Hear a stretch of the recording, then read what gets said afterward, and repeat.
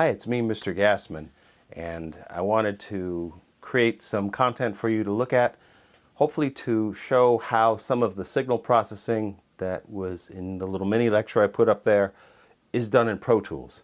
And I'm going to cover for you a spectrum processor called a parametric equalizer. That's going to change the relative loudness of frequencies in an audio signal in an individual track. We're going to talk a little bit about amplitude processors, and I'm going to demonstrate dynamics and compression for you. That's going to help us get control over very loud moments in an otherwise consistent audio track, so that the very loudest moments are made to be a little quieter. And we're also going to work with time processors and add some artificial reverberation and maybe some echo to a particular audio track so that we could simulate perhaps the recording being done in a different location with large natural sources of echo or reverberation. Don't forget that one of the most important things you can take away from this introductory audio class is clean capture of audio signals the first time. There's an old saying, we'll fix it in post, meaning don't worry about what we get now, we'll do something with it later to fix it. Well, it's better to capture and to create something that's really good the first time that you don't have to fix. In any event, keep those thoughts in mind. Let's take a look at ProTools and see how some of this is done. So the first thing we're going to demonstrate is some time process. We're going to use a plugin in ProTools called Deverb. And here's how you put them in. So here we have an example of my voice, which I'm just going to play naturally. Friends, Romans, countrymen, lend me your ears. I have come to bury Caesar, not to praise him. And I just captured that clean and dry with a microphone to try to keep it being as dry and as unreverby and unechoey as possible. And here's how you put in some plugins. So in these areas here, which are labeled inserts A through E, we're going to click on the first one, and we're going to put a plugin in there. And this one is going to be Reverb, which is one of the time processes we talked about, and the brand name of the plugin effect in ProTools is called Deverb. And so we have this window pop up right here, and you can see that it has a number of controls. Let's make sure that that's entirely visible in the screen.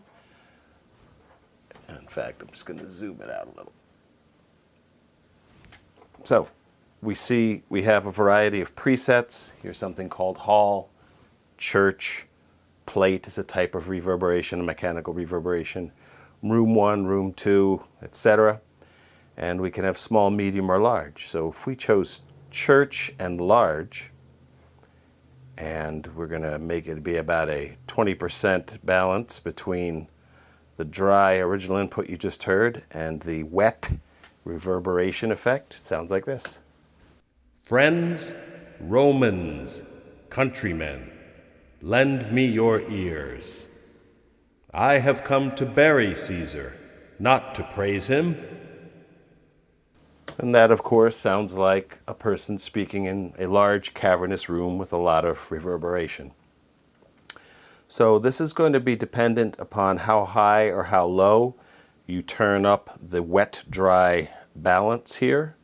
If I go all the way to wet, Friends, Romans, countrymen, lend me your ears. it sounds very echoey indeed, like you're standing on the other side of a church while somebody's speaking. So folks, a little bit of reverberation or echo goes a really long way. And you can change any number of the different parameters, the decay, which is how long that wet reverberation is allowed to go on before it is inaudible. You can make the input signal louder. You can do a lot of things, and you can get into a lot of trouble here. Remember, folks, a little goes a long way. Next, I'd like to demonstrate parametric EQ. This is a spectrum processor that allows us to change the relative loudness of ranges of frequencies. Very low bass, middle, low, middle range, upper middle, and high range frequencies. So this is a much more elaborate way of, say, doing what you do with a bass knob and a treble knob in a car stereo. And the plugin we're going to look for naturally is called EQ, and this one is going to be a 7-band EQ. And if you can see all of the different controls on this particular plugin, just set it up so we can see everything. We have LF, low frequency, low middle frequency, high middle, and high. We have a gain control for each of those 5 center frequencies, which allows us to cut or boost the relative loudness of those range of frequencies. This graphic display here shows us lowest low frequency bass all the way through middle up to high. So the answer isn't always to boost. Sometimes the answer is to cut. It depends on what you're trying to do. This is going to allow you to perhaps change some of the characteristics of a particular microphone. You can enhance or lower certain aspects of an individual's speaking voice or singing voice, and generally do a lot more than you can do with just a bass and a treble knob. So let's go ahead and do some stuff with this piece of audio. The parametric equalizer allows you great flexibility and control to raise or lower ranges of frequencies using the parametric equalizer plugin found in ProTools or some other audio editor. So there I was just playing around a little bit with the different ranges of frequencies. Parametric equalizers allow you to make the bandwidth very narrow, so you'd only affect a narrow range of frequencies, or to make the bandwidth very wide, which would affect a much broader range of frequencies. So you have a great deal of control over the actual frequency response and relative loudness of frequencies in a particular audio signal by using this parametric equalizer. The parametric equalizer allows you great flexibility and control to raise or lower ranges of frequencies using the parametric equalizer plugin found in ProTools or some other audio editor. The last thing I'm going to demonstrate is dynamics processing, which is a way of controlling the amplitude or the overall loudness of a signal. And we're going to once again click into one of the inserts, and we are going to choose Dynamics, Compressor Limiter. This is a pretty common tool, especially when you're doing vocals in music. Here we have a graphic display, which if it were allowed to be continuous and unaffected, as we'll do there, this line represents X amount of input gain and X amount of output gain. This is actually the output side here. That is to say, as something gets louder, if it follows this curve, it isn't going to change at all. This orange line represents a threshold at which we're going to make a change. So what we're going to do is turn this ratio knob up and basically roll off the loudness of signals, which when they get to be this loud, will only be allowed to get this loud maximum. And hopefully this is going to be a worthy demonstration. So let's first do it normal with no changes whatsoever. And I better put that in solo, so this is in fact the one that we're hearing. And let's listen. The dynamics processor in ProTools and other audio recording software allows you to change the dynamic range of a signal. That is to say, the difference between the loudest and the quietest parts of the signal. The human speaking voice changes its volume quite pronounced, from quite loud to almost silent.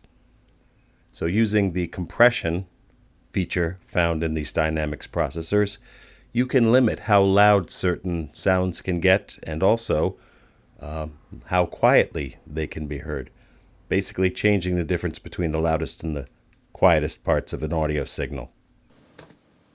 So I let that play out right now, totally natural, unaffected, and now I'm going to apply some pretty aggressive compression to it. And we'll go ahead and listen to that and see if you can hear a difference in the loud moments of my voice. They shouldn't be as loud. It should be kind of mono volume. The dynamics processor in ProTools and other audio recording software allows you to change the dynamic range of a signal. That is to say, the difference between the loudest and the quietest parts of the signal. The human speaking voice changes its volume quite pronounced, from quite loud to almost silent. So using the compression feature found in these dynamics processors, you can limit how loud certain sounds can get and also how quietly they can be heard. Basically changing the difference between the loudest and the quietest parts of an audio signal. This particular compression feature is very useful when you're working with vocals and you're mixing vocals in a song. Compression is frequently applied to drum tracks because drums can be very difficult to record. They have very high moments of volume and then other quieter moments, but this would be a way to bring all of those things into an individual range of loudness, which would make it easier to mix with other things. So hopefully that was a useful demonstration. I will point out to you that you can stack up and put multiple plugins into the same audio track. For instance, where I've put the reverberation effect, I could also put some compression.